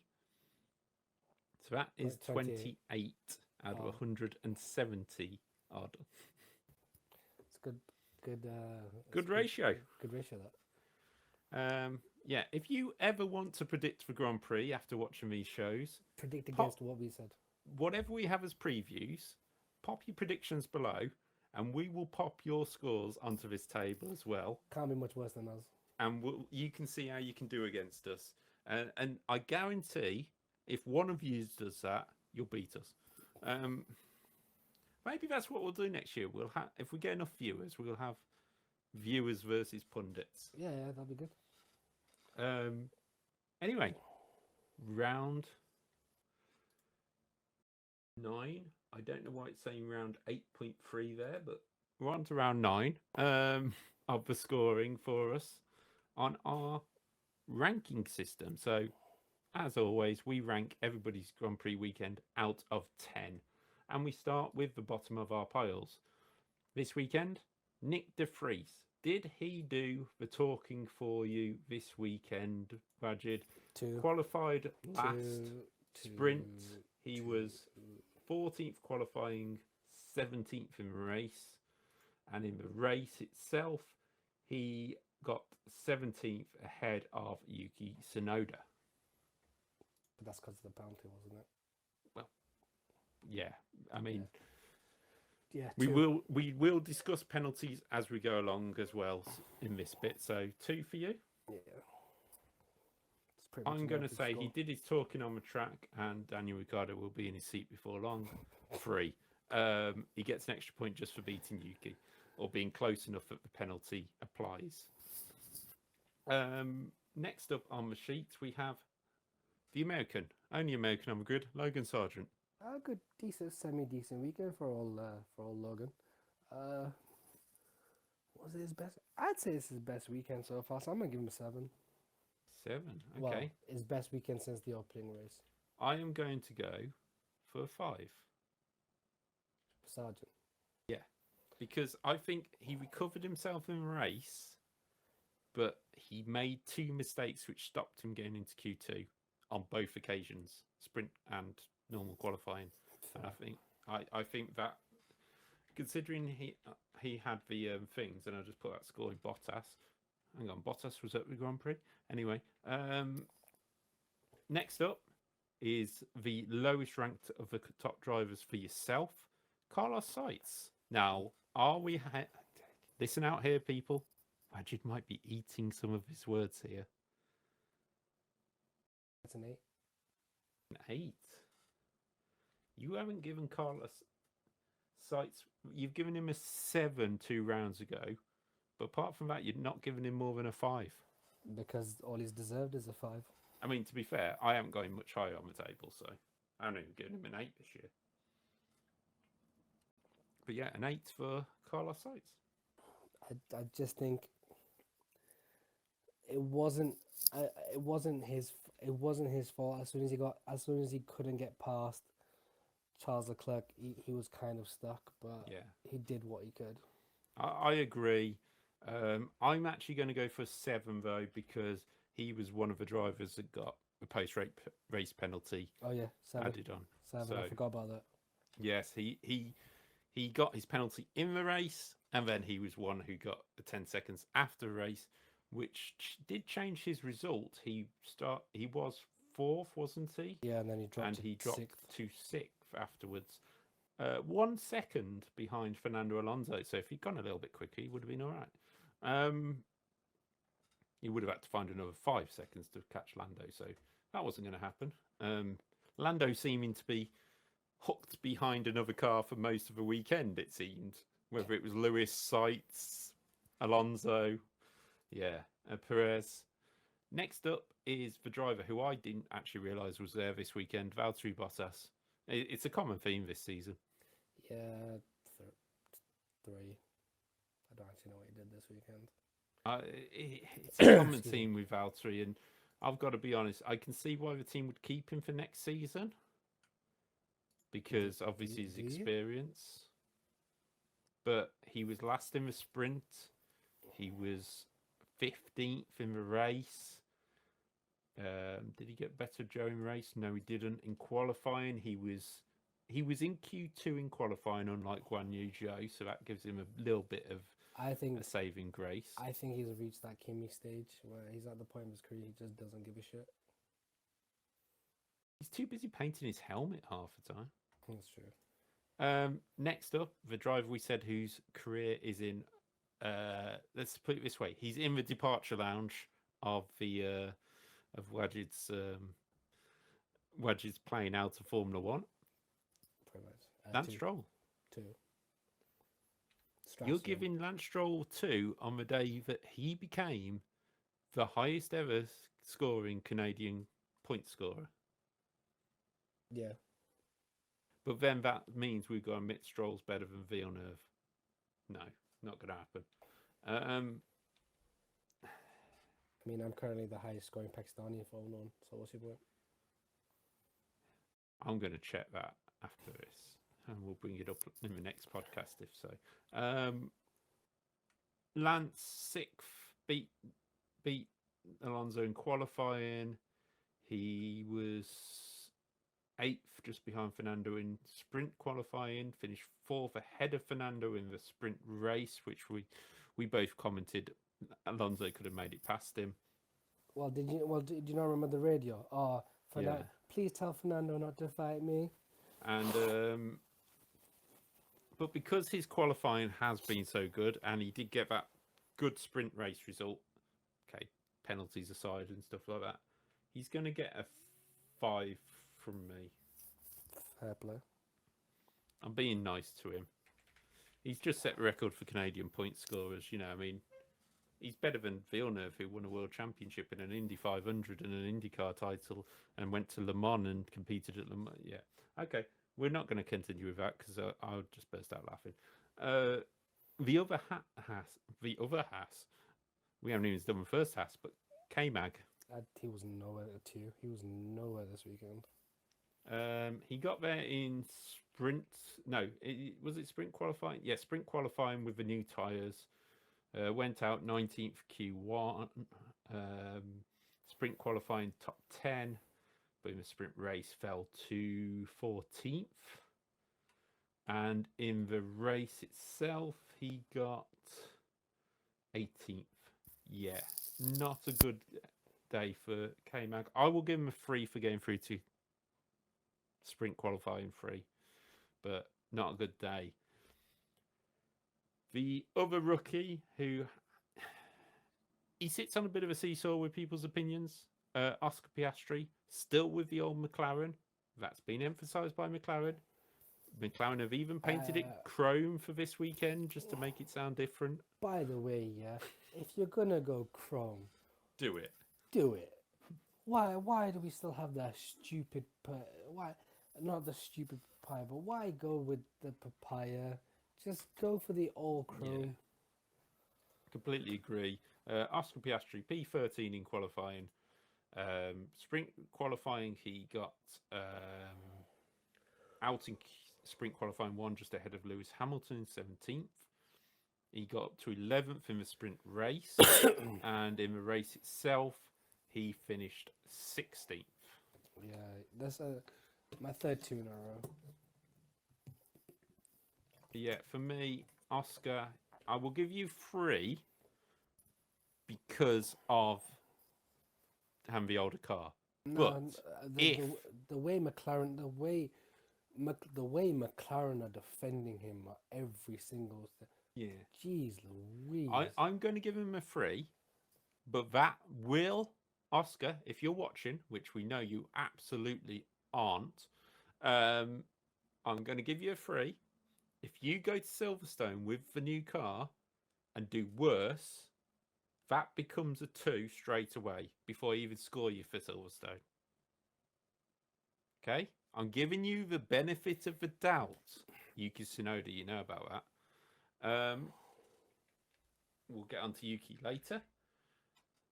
Oh, I didn't realise this guy was this far down, but Charles Leclerc on Wajid's form is next up. So I'm really confused because his sprint was really bad. Let me just quickly run through. Qualifying, he was 2nd. Sprint, he was 5th. Sorry, 6th on the grid, finishing down in about 12th. And in the race, he come home in 2nd. Only, I would like to say, 5.155 behind Max. Now, I do not want to tell you how much I was hoping after that final pit stop that Max had gone over track limits. Because imagine if he had been 4.999 and he'd lost the Grand Prix because of a penalty. Well, I was kind of hoping there was a problem at the pit stop. That would have been hilarious. Oh, I wished for everything just because it was too cocky. It was too much. I don't know. Because it's a difficult one because he was nowhere in the sprint. His sprint was so bad, but the rest of it, I'll give him a 7. A 7. That is first 7 you've given him since the first race of the season. I think, I will be honest, I think I'm about the same as you on that. Because I can't see where I can't give him an 8 because his sprint was so terrible. But then I can't give him a... But then we're giving him the same score as Sites. But the thing is... But his qualifying was brilliant. His qualifying was good. 2, he didn't get a penalty that lost him points and places. Yeah. And he did beat Carlos in the main race. That is very, very true. So, that means next up, we have the British-born Thai, so technically his home Grand Prix this weekend. Alex Albon, he qualified 10th, probably to the detriment of himself getting into Q3 because of the fresh tyres. Qualifies 11th for the sprint, finishes 13th in the sprint, and then gets 11th in the race. A driver who did, I believe, when I find the right sheet, car number 23, picked up one of the 10-second penalties after a race. So, yeah, he had a 15-second penalty during the race as well. Yeah, it's a 4. It's a poor weekend. I give him a 5 because it's kind of where we expect Alex to be now. You know, we don't expect anything less of him. And I think while we've seen the Williams go well in straight lines before, I don't think that's this car now. Okay, it was brilliant on the straight of Canada, was it? Where he's defending? Or Canada, yeah. But I just think we expect him to be there now. Next up, the hero of Sprint Day. We thought that top 3 was going to happen. Nico Hülkenberg. A 9. He was, let me just have a quick look. Qualifying, he got 8th. Sprint qualifying 4th. Obviously 6th, and then in the race, fell back to. He retired in because then. Oh, he was the only retirement, wasn't he, in the race? Yeah. So. Oh yeah, because he got a track limit penalty. So yeah. For me with Nico Hülkenberg, yeah, that car shouldn't be where it was. As you know, if Alex Albon had done that in a Williams, we'd be like, yeah, well, it's quite quick in a straight line. The Haas isn't. And just very quickly on Nico Hülkenberg, we've seen him come back into the sport. He's had all this time away. Yes, he did good with Aston Martin and Racing Point when he came back. We're going to see him next season. I think that's pretty much certainty. Yeah. Is it worth somebody maybe a bit higher up the grid? Maybe an Alfa Romeo in terms of... Alfa Romeo that much higher up the grid? Well, no, but at least you could probably look after your tyres in that. If Valtteri Bottas is going to go, is it worth maybe bringing in a Nico Hülkenberg? No, I think Nico's had multiple years there. He knows the team. He knows the system. He's never going to get the top. He's never going to get a upper race seat anymore. Just enjoy your time. See it out. Do you see him in Formula 1 next season? Yeah, I do. Yeah. He's done. I'll fair play to him. You know, I was calling him washed and things like that. So he shut my ass up. So yeah, he's done more than enough. I didn't just smile at that. Lando Norris. 8. Yes, he's done very, very well, but the sprint race, for some reason, in the sprint race, if you watch the third corner, everyone's like, he's got nowhere to go. Well, no, all he's done is just followed Max. With that, I can let you know that he did fall into neutral. For anybody watching, he explained he fell into neutral and couldn't get back into gears, and that's why he fell back so many places. So it's his own fault? I don't know. By the sounds of it, it sounded like either a false neutral or anti-stall situation. But just very quickly, 4th in qualifying, sprint 3rd. 9. I'm being harsh. 9. Yeah, he fell to 9th in the sprint in the end, so didn't really make much of a comeback. And 4th in the race after the penalties to... No, I'm being harsh. Given where that McLaren's been, 9. Yeah, okay. So we'll go with a 9. I am going to go... Lando. What do I give you? I think I give you a 9, but then I keep in mind that it is Austria. I don't think you've ever not gone well at Austria, so let's see. Because Lando at Silverstone is kind of like Jenson Button at Silverstone. I don't think he's ever really had a good race there. Next on the sheet, we have Zhou Guanyu. I don't know what he did. Another driver which I kind of forgot was there this weekend, Yeah. except for being in the background of the queue. 3. You're going for 3. Just to fill people in, he qualified 17th, so out in Q1. In the sprint, he qualified 16th. In the race sprint, he was 19th because both Alphas fell to the back. And he finished 12th in the end after the penalties applied to other drivers. So, and Guan Yu Zhou, that's car number 24, was not a recipient of a 5-second penalty. So, 3, did you say? Yeah. Yeah, I agree. Just didn't even know he was there. The other Asian contingency of the Formula 1, 2. Yuki Tsunoda. 2. Oh, wow. Thrown it in there already. I haven't even got to results yet. He was shit qualified on the weekend 9th. and he got a bunch of penalties. Well, nothing left to say, to be honest. Qualified 16th. Sprint qualifying 13th, just ahead of De Vries. 16th in the sprint race, and in the race itself fell back to 19th. Now, just to throw in there, he was a driver who received a 10-second penalty, so he received a 5-second penalty. In the race, he was deemed to not have served it properly. This was because the rear jack, according to the FIA, had touched the car. They gave him the benefit of the doubt, which is quite interesting because we never really heard that one from the FIA before. It's a benefit of the doubt to Yuki, so he didn't have to serve the 10-second penalty. So what he decided to do was go over track limits, so he got the 10-second penalty anyway. Maybe he had a bet on it or something and went, oh, if I'm not going to serve it, I'll get it some other way. Yeah, Yuki Tsunoda, two from yourself. Agreed. He wasn't that much clear of De Vries, who we gave a 2 and a 3 to. And you kind of expect him to be. That AlphaTauri is just terrible. I know lots of people are saying he's having a good season, but this weekend he was just not there. No, I agree. Yeah, Gasly, as Mr. Ricardo will say when he's back in the car. Distinctly average. Qualifying 9th, which is better than most times he's qualified this season.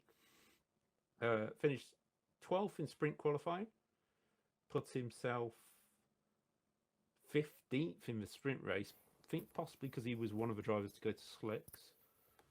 And he finished 10th in the race, getting a point after. Did he get a penalty? No, he didn't get a penalty. No penalty for. No, Gasly did. Oh, did he? Gasly was a recipient of a 10-second penalty. Was he? Because he crossed the line ahead of Lance Stroll. Oh, fair play. He crossed the line ahead of Lance Stroll and fell behind Lance Stroll, which was one of the reasons I think Aston Martin were jumping on it, because obviously it affected both cars. 4. I'm going to be kind. I'm going to give him a 5 because it was a better weekend by Pierre. But he's got to try and get these weekends put together. Yes, he does. As Wajid tries to electrify himself by putting water all over his electric. As everything's all over the place. Yeah. Next up on Wajid. Now, be careful here, Wajid, because your last scoring for this driver is 0, 0, and 1. Sergio Perez, the guy who finished 15th after having all his times deleted in qualifying 2. Second on the grid for the sprint, took the fight to Max Verstappen for 2 corners. Second, just ahead of Carlos Sainz in the sprint, and a third from 15th in the race. He doesn't get a 1. He doesn't get a 2. He gets a 3. It's the best car on the grid. Like, what are we doing, man? I'm going to give him a 4 because of his drive back through. But then, if that was Max Verstappen, he'd still be challenging for a win. You've put an Ocon in your Ocon column. I know I have. We haven't even got to Ocon yet, have we? Like, no, I'm sorry. Like, you're being way too polite. He's got the best car on the grid. Mm-hmm. Ow, that's my toe. Next up, the driver you just mentioned. Actually, we've got Esti Besti, qualified 12th, sprint 9th, finished 7th in the sprint. Pretty good result, that, actually. I think he stayed on the inters, didn't he? Yeah, he did. Yeah, so that's what Hulkenberg got him near the end, and he held off George Russell. Only just. And then finished 14th in the Grand Prix. We will throw in this for the viewers at home. Esteban Ocon took and served a 5-second penalty for an unsafe release on Logan Sargent. Then he also picked up, post-race, 2 5-second penalties and 2 10-second penalties for track limits. Now, just to very quickly explain that to you, for people at home, he got the 3 track limit warnings. 4th one, you get 5 seconds. 5th one, you get 10 seconds. Then, for this race only, they reset it because there's so many. He did another 3, got a black and white flag, 5-second penalty, and another 10. So that means he was over track limits and had his lap times deleted at least 10 times. That also means for 1/7. That also means for 1/7 of the race. Yeah. I wonder if they should just delete the lap. If you delete the lap time, you got to do that lap again. Oh no, because then would be no, because the problem with that is if second place then gets track limits, they then not challenge for the lead, are they? No, I suppose. Just to be clear as well, Esteban, 10 seconds off Logan Sargent, who was 6 off as Joe, who was 3 off Alex Albon, who was 12 off Pierre Gasly. So he crossed the line. That's 19 to 12th place to 11th place. So he crossed the line just behind Alex Albon. So he wasn't fighting for points anyway. But yeah, it's a 2, and you can't. I mean, it's just farcical if you give him anything else. No, I agree. To be honest, it wasn't the Ocon from Monaco we saw, because if it was, he would have been in the wall at Monaco with the amount of times he went over white line. Just 30 seconds. I am not joking. We have, I will try and link this in the comments below so that people can actually have a look at this. Race final classification after 71 laps of the Spielberg circuit. At the bottom, it says penalties. Car 31 times 2, 5-second penalties for track limits under the steward's document notes. Cars 31 times 2, 10-second penalties. I don't even think Maldonado did that. I don't know. I don't know. We'll have to look at that. It's hilarious. Next up is the star of the sprint in terms of changing tyres, George Russell. In terms of the rest of the weekend, I think pretty poor. 11th qualifying, sprint qualifying, he was 15th, got back up to 8th, so he got 1 point in the sprint, and then a lucky 7th after Lewis Hamilton's 10-second penalty was applied. But I suppose you say lucky. Lucky. He didn't get a penalty, but he only finished after the penalty. The 2 penalties were applied to Lewis Hamilton. So 15 seconds of penalties. He's finished 7 tenths behind. 7 tenths ahead of Lewis Hamilton. Not a lot's been. The Sky Sports PR machine are doing their very best to not mention how bad George Russell did. Yeah. Well, no, all we heard last year was how George was doing better than Lewis and kicking his ass. And what's happened this year? Did you see the new statistic that they blurted out? No. Oh, that now cumulatively, since George joined Mercedes, he's only scored 1 point less than Lewis, which shows how close he is. Yeah, I've given him a 3. I'm giving him a 2. Yeah, I can understand that. Shocking. I've had to look at a 3 because obviously the car isn't great, and I'm giving him an extra point for the decision of going to the slicks. but that's about it. I'm sorry. This guy talks about how he's as good as Lewis, and like Yeah. the PR machine's not his fault. I like George Russell, but you've got, apart from that one win in Brazil, this season he's been nowhere close to Lewis. Well, just to run out the results for George Russell for people at home. Obviously, we know how well he did last season, but this season he's had a couple of fourths, a third in Spain. But that's it, really. It's not. He had a fourth in Azerbaijan sprints, but not. Or was that? Yeah, that was the sprint, wasn't it? It was the sprint. Yeah, it was. Yeah, it was. Next up, the 7-time world champion, Lewis Hamilton. 3. Just to run through for people at home, 5th in qualifying, sprint race down in 18th for qualifying, finished up in 10th. So not bad recovery drive, but he went to the top slicks a little later in Georgia, which cost him. Would have finished 5th in the race ahead of Fernando Alonso, but got a penalty similar to Carlos Sainz. No, he wouldn't have finished. No, he crossed the line 6th. Yeah. Sainz got a penalty. He also picked up the 10-second penalties, 15 seconds added overall to his race time. Finished down in 8th, as I say, only just behind George Russell. So 3 from you. 3, yeah. I'm going to go for a 4. I'd just say, if I've given Perez a 4, but it's the lowest score I've given. It's the first score below 5 that I've given. Either of us have given Lewis Hamilton this season, so not good. Now we move on to our top 2. First up, the driver who we've both given exactly the same total to so far, so this will be interesting. The god himself from Spain.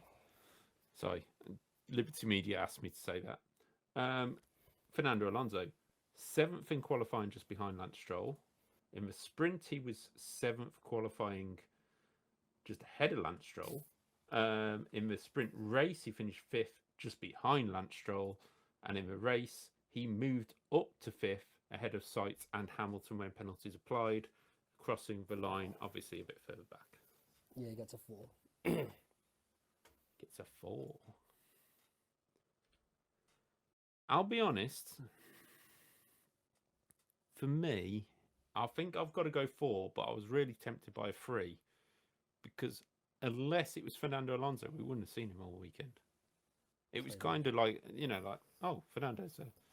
And it's the second race out of 3 that Aston Martin just haven't turned up. Yes, so, finally, is it going to be a third one in a row? We both scored Max Verstappen 10 points for the last 2 rounds. So this time, qualifying, tops all sectors, takes pole position, took pole in the sprint, took victory in the sprint by 21 seconds, and won the race by 5.1 after pitting on the final couple of laps to take fastest lap as well. So every point taken by Max Verstappen this weekend. Score? Yeah, it's 10, but it's the closest I've been to a 9 because of how petulant he was. Because there was a lot of petulance this weekend, but he's done the job. It's a 9 from me. It's too close to a 9 for me. I can understand. It was. That is not something outside. That is actually my seat. It is a 9 from me for Max. It was, while he's got the perfect weekend in scores, he didn't disappear in the race like he has been. I feel it wasn't clever. I feel like he probably forced the team into, listening to radio messages, he forced the team into allowing that pit stop. It wasn't needed. It was a risk too far, and that will come back to bite him on the backside. Like, say it's a championship fight and he does that. Yeah, you get an extra point, but if something goes wrong, you lose 7. Is it for between first and second? It's, for me, it's, there's too much there where you go, it's not worth the risk. And also, obviously, the petulance in qualifying that we saw in sprint qualifying. So yeah, for me, Max, it wasn't a perfect weekend. Also, his mistaken sprint race up at turn 3 with his teammate. So while it's a 9, it's a 9.4 type thing. Yeah, so I round it down. Wajid always goes for the up. We'll see about that. If he says so. So yeah, so currently we both still got Nick de Vries bottom? Yes, we have. Nick de Vries actually on your score sheet, the only driver not to get over 30 yet. But next up on your sheet is Lance Stroll with 32. So that's quite an interesting turn of events. Anybody else on your sheet that we can see is... I mean, it shows you something that Sergio Perez, even though 2 zeros on the score, is still quite high up. For myself, Verstappen, Fernando Alonso, we got De Vries at the bottom. And yeah, I think it pretty much stays like that. Joe drops down a lot and Sites moves up. So yeah, that is our scoring for the Austrian Grand Prix. And that's gone a little bit longer than I expected, guys, because we had to talk about the amazing track limits at Austria. This weekend will be the British Grand Prix. We will be doing a preview probably later on in the week for you to watch, because Wajid needs to go make himself a little bit better. I'm currently out of it at this moment in time. So yeah, he doesn't even know who I am by now. He's like, who's Max Verstappen? You could tell him them results. He was like, I don't know what happened in this Grand Prix. I was thinking. Yeah. But yeah, thank you for joining us, Wajid, considering you I won't say deathbed, but you know, you're not feeling... Honestly, I'm going straight to sleep. But no, thank you very much for having me as always. Always a pleasure, mate. Yeah, it's always a pleasure to have you on. Wajid, hopefully, if he can wake himself up in the next few days, we'll be on the preview for the Silverstone Grand Prix. If not, it'll be just me, or I'll find somebody, and we'll get Wajid's predictions to be read out. But for now, that is the Austrian Grand Prix. Max Verstappen still hasn't been stopped on his march towards the 2023 F1 World Title. Will Silverstone be any better? Will somebody try and make an overtaking move into Cops? I guarantee it'll probably be Red Bull, and Christian Horner will say it's fine. But if not, we'll be there for what is always a brilliant Grand Prix weekend, whatever happens. And I hope anybody going will enjoy it. But for now, that is it. And we will say goodbye and see you later in the week for a British Grand Prix preview. Goodbye.